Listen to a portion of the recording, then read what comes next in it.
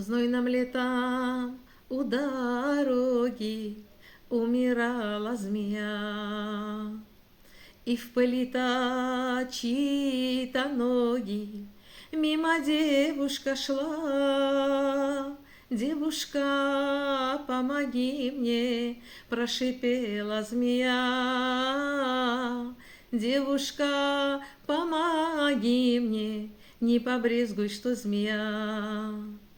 Девушка убежала, но вернулась потом, а змея умирала, отнесла ее в дом. Ты, змея, ну и что же, будешь доброй, как я.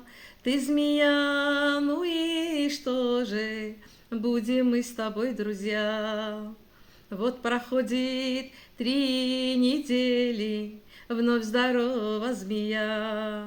«Девушка, что мне делать? Я должница твоя.